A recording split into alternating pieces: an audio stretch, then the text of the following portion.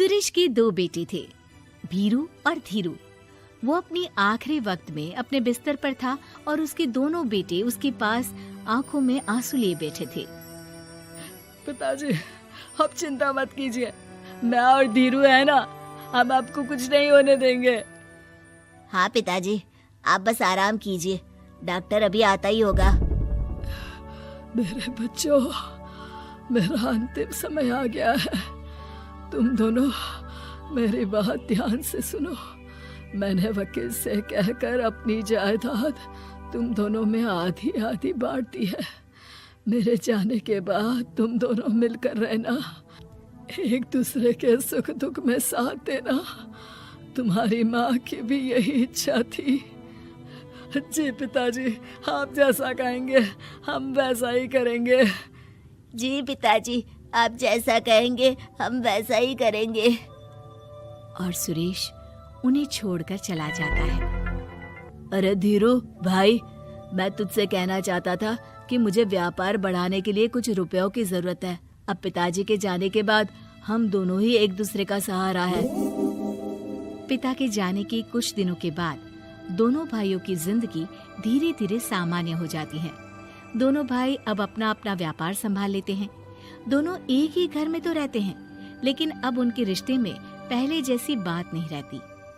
भीरू शुरू से ही लालची था, इसलिए सुरेश ने पहले ही उन दोनों में प्रॉपर्टी का हिस्सा बांटकर लड़ाई की गुंजाइश खत्म कर दी थी।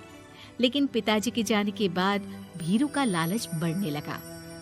हाँ भैया, आप बताइए कि मैं आपकी किस तरह से मदद कर सकता हूँ। मुझसे जो बन पड़ेगा मैं करूँगा। अच्छा तो भाई, तू ना मुझे अपनी गाय दे दे। वैसे भी तू पढ़ा लिखा मॉडर्न लड़का है, भला तू गाय का करेगा क्या? लेकिन इससे मेरी ना बहुत मदद हो जाएगी। ठीक है भैया, आखिर भाई ही तो भाई के काम आता है। आप ले लीजिए मेरी गाय और उसे बेचकर आप उन रुपयों को अपने व्यापार में लगा लेना। बस फिर क्या था, भीरू अपने लालच की वजह से आए दिन धीरू से किसी न किसी बहाने पैसे या कीमती सामान ऐंठता रहता और बेचारा सीधा सादा धीरू उसकी मदद कर दिया करता। इसी तरह 2 साल बीत जाते हैं और दोनों भाई शादी कर लेते हैं। शादी होने के साथ ही अपनी बीवी के कहने पर भीरू अपना हिस्सा अलग कर लेता है। अब दोनों भाई अलग अलग रहने लगते हैं। अरे साधना, ये देखो, मैंने आज ही एक बड़ी डील साइन की है। ये शहर का सबसे बड़ी फैक्ट्री का मालिक है। इसके साथ व्यापार करके मेरे व्यापार में दिन दुनी रात चौगुनी तरक्की होगी।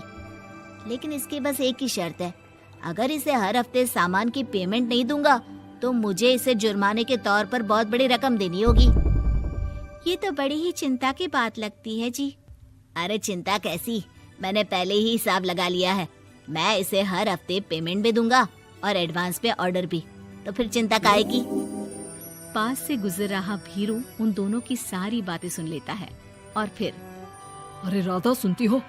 उस धीरू ने आज एक बहुत बड़ी डील साइन की है।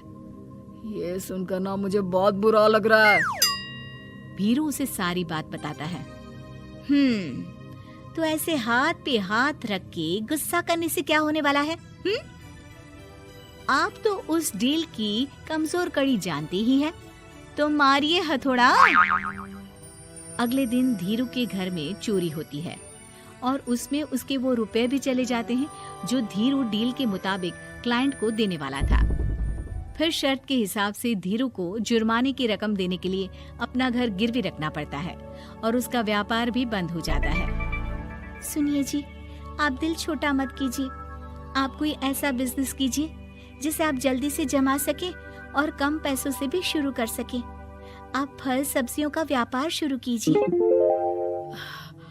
तुम ठीक कहती हो, मैं कल से ही मंडी जाकर सब जानकारी लेकर आता हूँ। उधर भीरू और राधा धीरू की बर्बादी की खुशियां मनाने में लग जाते हैं और इधर धीरू खूब मेहनत करके फिर से अपनी आर्थिक हालात पटरी पर ले आता है। लेकिन फिर एक दिन, अजी सुनती हो, तुम यहाँ पर उसके बर्बाद होने की गलतफहमी में खुश हुए जा रहे थे और तुम्हारे भाई का फल सब्जियों का व्यापार बड़ा अच्छा चल निकला है। मैं अभी बाजार में उसकी दुकान देख कर आ रही हूँ। अरे भीड़ लगी हुई थी वहाँ तो।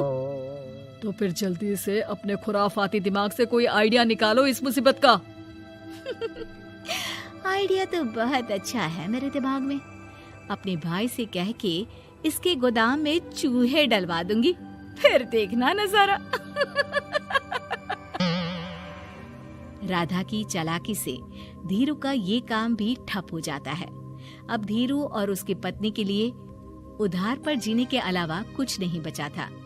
बेचारा ईमानदार धीरू अपने भाई भाभी की चालाकी की वजह से बहुत बुरे दिन काट रहा था। मैं तो बिल्कुल बर्बाद हो गया साधना। पिताजी का दिया हुआ अच्छा खासा बिजनेस संभाल रहा था, लेकिन मेरी किस्मत ने मुझे यहाँ लाकर खड़ा कर दिया। अब तो खाने के भी लाले पड़ रहे हैं। कोई नौकरी भी इतनी आसानी से नहीं मिल रही। मुझे माफ कर दो, मेरे साथ रहकर तुम्हें भी ये दिन देखने पड़ रहे हैं। देखिए जी, आप दिल छोटा मत कीजिए। भगवान कोई ना कोई रास्ता जरूर खोल देगा हमारे लिए। और मेरे दिमाग में तो एक अच्छा आइडिया आ भी गया। मैं बचपन से ही अपनी दादी, नानी और माँ को एक खास तरह का अचार बनाती देखती आई हूँ। वो अचार जितना टेस्टी होता है उतना ही उसे बनाना मुश्किल भी, लेकिन एक बार बन जाने पर वो जल्दी खराब भी नहीं होता जी। वो अचार सिर्फ हमारे ही गांव में बनता था, जिसे खरीदने के लिए दूर दूर से लोग आते थे। मैं सोचती हूँ वही अचार बनाने का काम हम शुरू करें तो। मैं बनाया करूंगी और आप उसे मार्केट में बेच आया करना। साधना, तुम्हारी बातों से मेरे मन में उम्मीद जाग उठी है, लेकिन ये सब काम शुरू करने के लिए रुपए कहाँ से आएंगे? ए जी, मेरी ये कंगन किस दिन काम आएंगी? आप इन्हें गिरवी रखवा लो और जब पैसे आ जाए तो इन्हें छुड़वा लेना। साधना बाजार जाकर अचार बनाने का सामान लेकर आती है।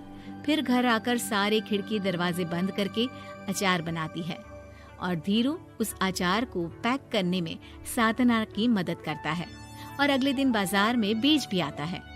शुरू में सिर्फ 10 बोतल अचार ही बन पाता है, लेकिन उसे बेचकर हुए मुनाफे से अचार की बोतलें 10 से 50 और फिर 1000 और 10,000 हो जाती है। अब धीरू को अपने काम में मदद के लिए कुछ लोगों को भी काम पे रखना पड़ता है, लेकिन अचार अब भी साधना ही बनाती है और अपनी रेसिपी का सीक्रेट बनाए रखती है। अब देखते ही देखते धीरू साधना ब्रांड अचार आसपास के कई शहरों में मशहूर हो जाता है और धीरू के दिन एक बार फिर बदलते हैं। धीरू के पास अब भीरू से दुगना बड़ा घर, गाड़ी, धन, अचार की कई फैक्ट्रीज और नौकर चाकर होते हैं।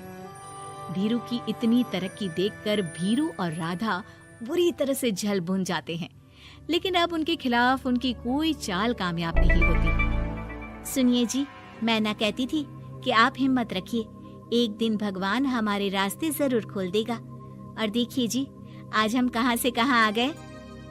ये सब तुम्हारे फौलाद जैसे मजबूत मन की वजह से हो पाया है साधना, वरना एक समय मैं तो हिम्मत ही हार चुका था।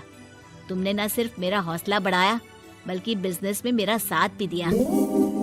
जहाँ एक तरफ धीरू और साधना अपनी मेहनत और हौसले से बहुत तरक्की कर चुके थे, वहीं दूसरी तरफ भीरू और राधा के लालच और धोखेबाजी की वजह से वो इनकम टैक्स वालों की नजरों में आ चुके थे। भीरू के एक घर पर इनकम टैक्स वालों का छापा पड़ता है और भीरू को काला धन जमा करने के आरोप में जेल जाना पड़ता है।